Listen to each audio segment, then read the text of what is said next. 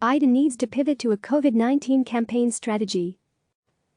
Julian Zelizer, a CNN political analyst, is a professor of history and public affairs at Princeton University and author of the forthcoming book, Burning Down the House: Newt Gingrich, The Fall of a Speaker and the Rise of the New Republican Party. Follow him on Twitter @JulianZelizer.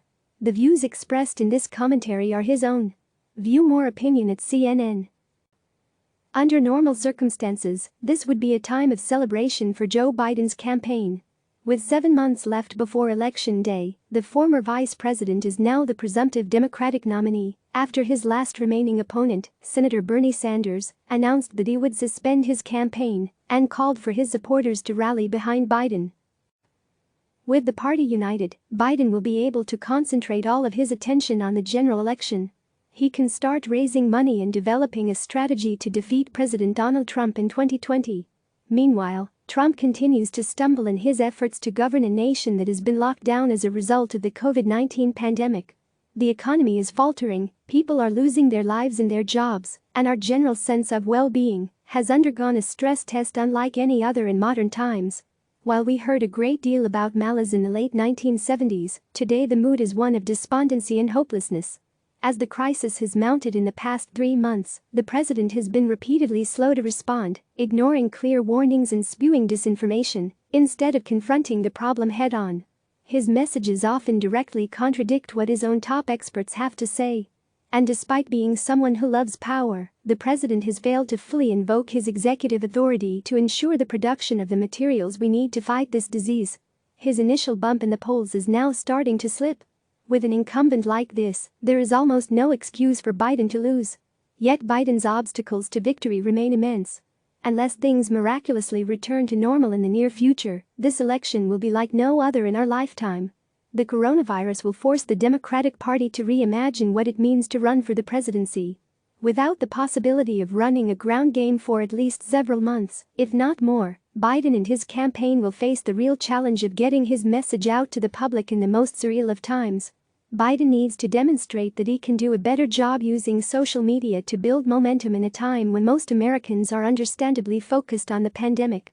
Most Americans are barely hearing from any major Democrat these days, with the exception of a handful of Democratic governors, like New York's Andrew Cuomo and California's Gavin Newsom.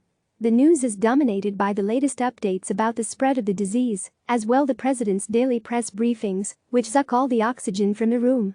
The odds are there will be very little traditional campaigning, public appearances or televised town halls. Even the Democratic National Convention, a key event that serves to showcase the candidate, has already been postponed, with the possibility it might be held online.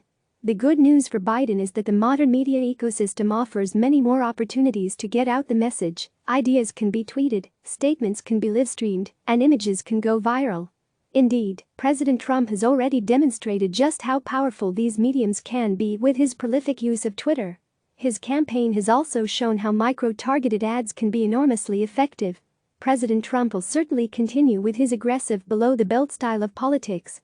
With the power of the executive branch behind him, Trump could conduct investigations aimed at damaging his rival and continually blast out messages aimed at destroying Biden's character. President Trump's campaign, for example, recently released an attack ad claiming Biden is soft on China and used an image of the VP with former Washington Governor Gary Locke, an Asian American born in Seattle, that appears to suggest he is a Chinese official. The Biden team will also have to figure out ways to attract more interest from the television networks.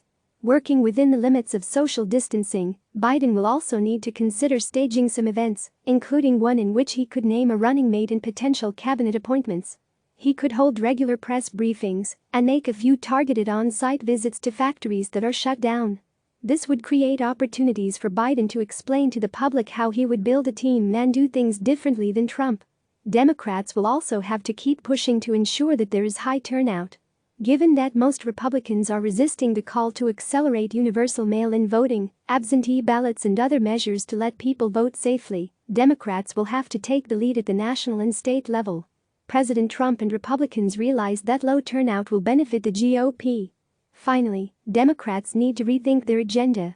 Biden's campaign was built around the idea that he is the anti-Trump candidate, best positioned to defeat the president, but that may no longer be enough.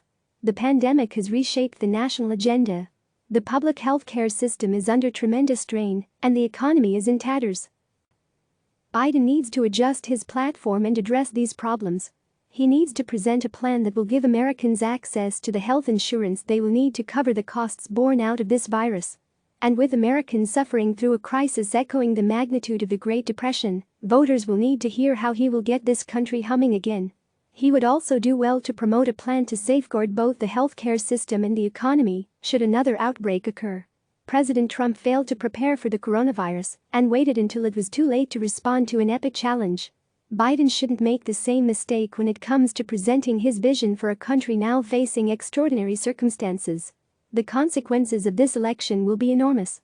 Biden has done a good job so far of beating the odds and demonstrating that he knows how to win a campaign. But he now faces not only a president who seems willing to go to any length to win re-election, but also an election that has been completely transformed in just weeks due to a global pandemic. What comes next will be unlike anything he has faced before. Democrats are wondering, will Biden rise to the occasion? He surprised many with his speedy victory in a crowded primary, and now many in the party are hoping that he can do this again. Click subscribe to receive the latest news.